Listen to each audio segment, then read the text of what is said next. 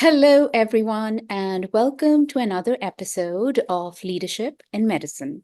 I'm your host, Dr. Riaz. As you know, I am a primary care physician and an MPA from Harvard University. And on this platform, we discuss everything medicine. Today, we have the honor of welcoming a very special guest, Dr. Stephen Sideroff. Dr. Sideroff is an internationally recognized and acknowledged psychologist. He is a trusted authority on addiction, neurofeedback, and building resilience. His latest book, The 9 Pillars of Resilience, is now on the bookshelves. I hope that you grab a copy for yourself today because it's truly a life-changing book. Please welcome Dr. Sideroff. Hi, it's a pleasure to be here with you. Thank you for being here, Dr. Sideroff. Sure, my pleasure. Can we start off with a little bit of background on why did you choose to write this book? And then why do people have such difficulty in managing their stress? Yes, certainly. So, when I first got into clinical work, I recognized right away that stress was a primary modulator of how people's lives were, both from a health perspective as well as from a success perspective. And that most people were challenged by all the stresses in their lives. And even if their lives were going okay, as they added more stress to their lives, their coping skills began to fall by the wayside. Relationships got more intense and difficult. And so I wanted to address what I thought was one of the most important factors in everybody's life. And so that's why I began doing it. I was really, really pleased that I found something that I found so important that I wanted to deal with. But as you noted, I quickly realized, I remembered this in an early workshop I did for executives, and this was 1980. Wow. And the people in the workshop came up to me afterward and said, "Boy, this is eye-opening. This is great information. I'm going to use this information." And then I'd follow up a few months later, and I did this with many of my workshops, and realized that very few of the people that I had in my workshops actually followed through, and those that did, they didn't last very long. Mm. And that's when I began to study people's resistance to dealing with their stress. And it begins really with the fact that our stress response is a survival mechanism. Right. Something that's evolved over, eons in terms of our evolutionary process to deal with danger for survival. And so we reluctantly give up something that is so vital in our lives. And so that's part of the reason. But the other thing that I found, which is very interesting, Ambreen, is that if you think about all the successes you've had in your life, I guarantee that almost all of them have been associated with stress. Stress is the driving force behind much of our success. And so one of my early mentors, one of the neuroscience pioneers, Donald Hebb, said, "Neurons that fire together, wire together." And so we've paired stress and success. So there's actually an unconscious bias toward finding stress in our lives. So that was, I was off to the races after realizing all of this as important factors in our struggle to deal with stress. Wow, that's really eye-opening and very enlightening indeed. My second question is, how does emotional wounding and emotional reactivity impact health? Well, I talk about two mismatches that we struggle with that impact our response and our experience with stress. The first one is an evolutionary mismatch. And here we have a stress response, a survival mechanism response that's the same as our hunter-gatherer ancestors, a fight or flight response. So every time we encounter a stressful situation, every time we think about something that might be stressful, our body mobilizes and prepares us for fight or flight. But how many of the stresses in our lives can be handled by either fighting them or running from them? Right. Almost none. So what happens is our bodies mobilize, uses up a huge amount of resources and energy, and then we have to hold that energy in, because if you're sitting across the table from a boss, an employee, or in the kitchen table from your spouse, you're not going to jump up and fight them. You're going to sit there calmly and talk about what's going on. So we have that mismatch. But the other mismatch, which is just as important, is the mismatch between the environment in which the way we learn to use the stress response, our childhood environment, and our adult life. So we learn the rules of the road, so to speak, in our childhood. We learn how the world works. We don't go out and sample hundreds of families and say, oh, this is the best way to deal with this situation. No, our little primary family to us as we grow up is the world. And we adapt to that environment. So if we have a parent that may be very critical and judgmental, that's what we adapt to, and that's what we expect in the world. If our childhood is dangerous, that's what we expect the world to be. When we are emotionally hurt by a parent, either because of how they treat us or how they don't treat us, if they don't give us the love we need, the acceptance that we deserve, then that opens up a wound and a need. And we, the way our organism works is we look for completion. If something starts, we want to find the solution, find the answer. That's why we sit a lot of times with stuff popping into our heads, because it's all the things in our lives that are left unfinished.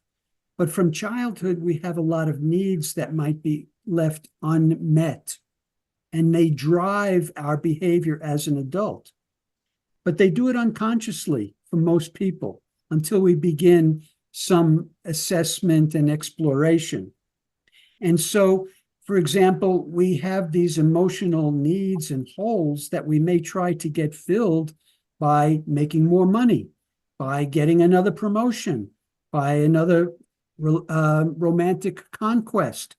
And we go after these things in our lives only to realize that it doesn't fill that hole, and we're still left unfulfilled, but it drives our stressful behavior. So that mismatch creates a lot more stress for us in our lives. That makes perfect sense, because a lot of times subconsciously we choose partners who make us feel really unsafe if we have grown up in environments that were chaotic or unsafe, right? That's exactly right. Yeah. And then I feel like a lot of addictions also stem from the same problem. When we feel unsafe and we want to feel safe, and it's kind of like trying to numb those emotions. Right. So addictions are either trying to feel better when we're not feeling okay. And so we look to the drug instead of what we need to be doing is finding ways to get resolution within ourselves, figure that out. And this is at the heart of the goal of self-regulation, getting our bodies into a place of balance, but being able to do it ourselves. Right, absolutely. I read somewhere that addiction is more of like a boundary problem, and that kind of stuck with me. Do you agree with that? Well, that could be part of it. That could be part of the driving force behind it. One of the issues that leads to problems as an adult is when a parent doesn't respect a child's boundary. And so the child doesn't develop a sense of their own self and their own psychological space And they also don't develop the ability to set a boundary and say no to others. So this can lead to all kinds of problems as an adult. Right. Can you say something about the best mindset for greater resilience? Yes, I can. And mindset and mental balance and mastery is my fifth pillar of my 9 pillars of resilience, but it's a key one because I like to say that when we think about resilience, and a lot of people refer to resilience as the ability to bounce back. And I say that's an old framing of it because you don't want to bounce back to where you were with your um, the mistakes that you make. Instead, you want to learn the lessons of every stressful encounter so that you bounce forward, so that when you encounter the next source of stress, you're feeling more capable as a result of what you just learned. So that refers to a growth mindset, a mindset in which if you experience a shortcoming within yourself, rather than say, oh, I have this shortcoming, you say, how do I grow and develop so that I no longer have this shortcoming? That's the growth mindset. And it's very important in life because that's what helps us move out of those frozen lessons of childhood, is to learn the new lessons that may contradict lessons learned in childhood. Right. I think that refers to neuroplasticity, right? The way we build a new pathways in our brain. It is. And, it's interesting. I was working with somebody who has anxiety, and I had an epiphany during my work with this woman because she would worry and be anxious about taking a test. And then when she takes the test, she felt like she failed. And I would ask her, well, how do you do in your tests? And she said, well, I get A's. And there was something that didn't click there because here's a woman who is very successful in taking tests, but yet she's anxious and worries before each one. Until I realized, again, that neurons that fire together wire together. In her mind, she's paired being anxious with doing well. Instead of, and this is bouncing forward, instead of the new lesson, which is I do well on my tests, there's no reason to worry or be anxious. And so I've actually found that a lot of people, whether it's taking tests or whatever, one of the sources of anxiety is that people have paired it with things turning out okay. You start the day, I'm anxious, what's going to happen, what's going to go wrong. And at the end of the day turned out okay. It's not because we were anxious, but our brain puts those two things together. Right. So that brings me to my next question, that many people feel overwhelmed by stress. How do you help people get beyond this feeling? Yeah, that's a good question because this is true for a lot of people. And so one of the reasons why people feel so overwhelmed is that when they think about dealing with stress, it feels like there's so much they need to deal with. And so many different things, and people telling them, you got to get more rest. You got to get more sleep. You have to do this. You have to do that. There's a joke that goes, the patient goes to the doctor and he tells her, you have to stop drinking, you have to stop smoking, you have to get more exercise, you have to get more sleep. And she walks out saying, I got to get a new doctor. But back to the point, it feels like success is all the way down the road. And so the way I help people deal with it is I refer to this notion of the path. And the path is defined by my 9 pillars of resilience. That if you look at those 9 pillars and if you take some steps, not all, but some steps in the direction of becoming more competent along any of these 9 pillars, that puts you on the path. And so the path is alongside you every day. And all you have to do is take a few steps along the lines of the 9 pillars in my model, and that puts you on the path. And so when you do that, you can feel I'm successful because I've taken those few steps, and being on the path is taking me in the right direction. So you're not second guessing yourself. You're not doing some things and saying, yeah, but I didn't do that, or I didn't do that. And that's what gets us feeling overwhelmed. So it's about identifying the path that you can be on, and you could be on it every day. Right. I feel there's a dopamine component to this, like small wins, you get that dopamine rush and then you build on that. What do you think about that? I like that. Yes, yes. I think that the more you can, when you take those steps and you say to yourself, I'm on the path, and you enjoy the feeling of being on the path, you do trigger your dopamine by doing that. And so it encourages you to do that more and more. So yes, it's a snowball moving down the mountain by encouraging you to do it because it feels good.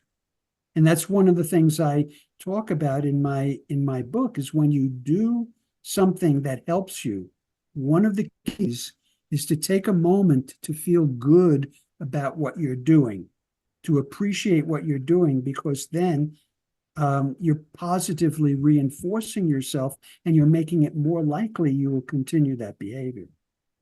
Absolutely.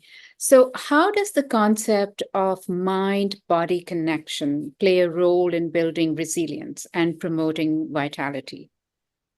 Well, it begins by recognizing that we don't just live our lives up in our heads.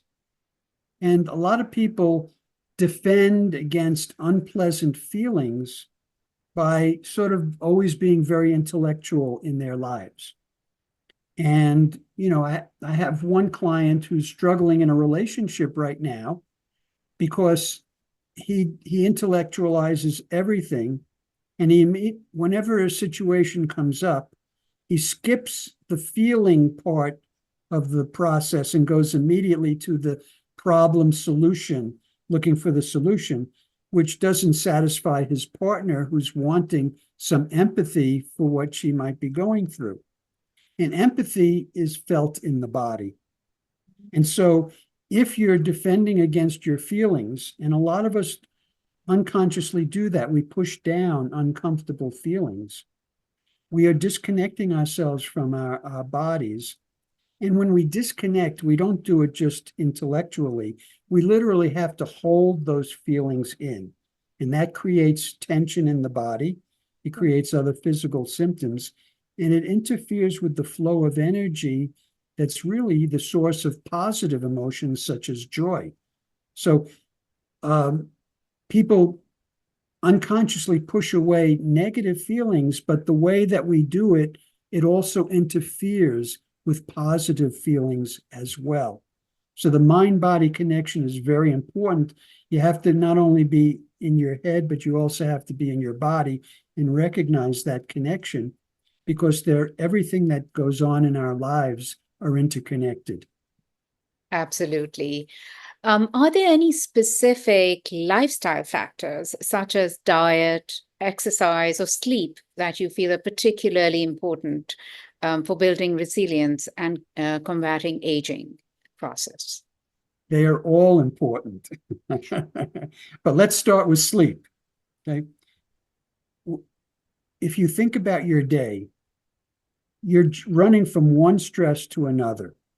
You don't, sooner finish one source of stress, an encounter with somebody or a test or a meeting that's stressful, then we're focused on the next source of stress, the next danger, the next uncertainty, because even uncertainty will trigger the stress response. But we have no stimuli in our day that triggers the opposite. I'm safe. I can let go. I can recover.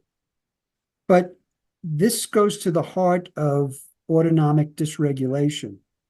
We have a lot of activation of our stress response, the sympathetic branch of our nervous system, but we have almost no opportunities or signals to turn on the parasympathetic recovery branch of our nervous system, which need to be in balance. And so, first of all, sleep is one of our primary opportunities for recovering that balance. So a good night's sleep, in which we go into the deeper levels of sleep, is so important for recovery of resources used up during the day and during stress. So that's for starters. Exercise is also so important because we actually know, again, back to what I said earlier, we activate our bodies for a stress response, and then we have to hold that energy in. Exercise, among other useful reasons for exercising, gives us an opportunity to release that energy that's pent up, built up by all the stresses that we experience. And certainly our diet and what we choose to eat is so important. That's not an area that I'm an expert in, but in my own life, I make sure I eat mostly fresh as much as possible. I stay away from foods with preservatives and with other additives in it. I try and be organic. So there's certain guidelines that I use myself. I rarely eat red meat. So I follow what a lot of other experts say, which make a lot of sense to me. Let me go back to the balance between sympathetic arousal and parasympathetic. It's so important for people to find throughout their day what I refer to as zones of safety, moments and times in their day, in their lives, where they can say, for right now, for maybe the next 15 minutes, and it could be as short as 5, 10, 15 minutes, I'm safe. I could let down my guard. I can relax. Because we have to find the opportunities to take our bodies into the parasympathetic recovery state to balance out all of the resources used up during stress. I like to tell people when you sit down for lunch to make that a statement that you make to yourself. Okay, I'm sitting down for lunch. Let me enjoy my lunch. I'm safe right now. There's no one attacking me. I can let down my guard. Not only is that an opportunity to restore balance, but also if you sit down to eat and you're stressed and worried about something, you're not going to be able to digest your food properly because the body wants to turn off the digestive process if it thinks there's a danger. And so we want to find, I like to tell people, use something like going through a doorway to be a signal to you to check in with your breathing, take a few relaxed breaths and say to yourself, okay, I'm present, I'm here in this moment. I can relax for a moment and now I could move on. So that people begin incorporating this notion of balance into their day, into their lives. Right. That is such important information because, subconsciously, we don't even realize that we're going through these motions and actually feeling really stressful and how it really impacts our digestion. That's right. That's right. And another thing that people don't realize is that when you finish a stressful experience, it's really important to tell yourself, okay, that's over. I can now relax. I can now let down my guard. Because what happens with most people, because we have so much stress in our lives, we just keep that elevated level of arousal from one stress to another without giving ourselves breaks between. So we have many opportunities to restore balance. We have to take those opportunities. Right. Do you think that somehow, because of this additional stress in our everyday lives, a lot of people are having these digestive problems or inflammatory diseases, such as Crohn's, has increased significantly? Absolutely. Absolutely. In fact, I'm working on an article right now in which I address the 12 hallmarks of aging. And I talk about how stress affects each of those hallmarks. And last year I did hosted a summit on inflammaging Right. and the effects of inflammation on longevity. Yeah. And I talked about how stress affects inflammation. Yes. And so, yes, it's very important in terms of most of our biological processes. Because again, think about it this way. Our bodies have don't have unlimited energy, right? Right. And we're always making choices where to send that energy to. And if we're stressed much of the day, much of our lives, our brain doesn't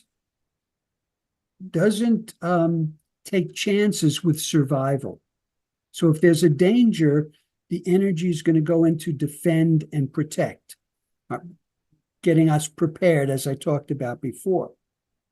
But the body has to make a choice. The more it sends into defend and protect, the less energy that it can send to heal and grow. So it's making a choice. Oh, well, I guess I have to go to protect because that's in a more immediate, and I can't send energy to my kidneys to purify my blood. So the brain and body are always making these kinds of choices, which is such an important reason why you don't want to spend so much time in defend and protect. Right. Can you also discuss the role of mindfulness and meditation in enhancing resilience and overall well-being?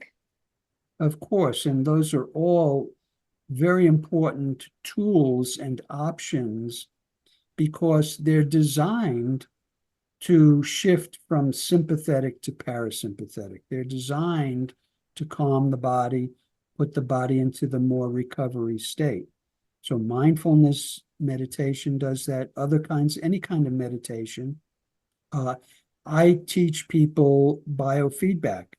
In fact, last year at UCLA, I taught all the clinical staff how to use biofeedback in their practices because it's a very useful tool for anxiety, but also in this notion of restoring balance to the nervous system.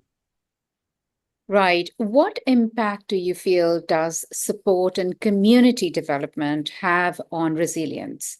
And how can individuals cultivate that support network? That's a good question because it actually is my third pillar of resilience, which is so the first one is relationship with ourselves, in which I talk about the childhood experiences that result in us having perhaps an internal voice that may be too harsh, too critical, too judgmental, and how to shift. In my book, I talk about how to shift into developing a healthier internal voice, internal parent.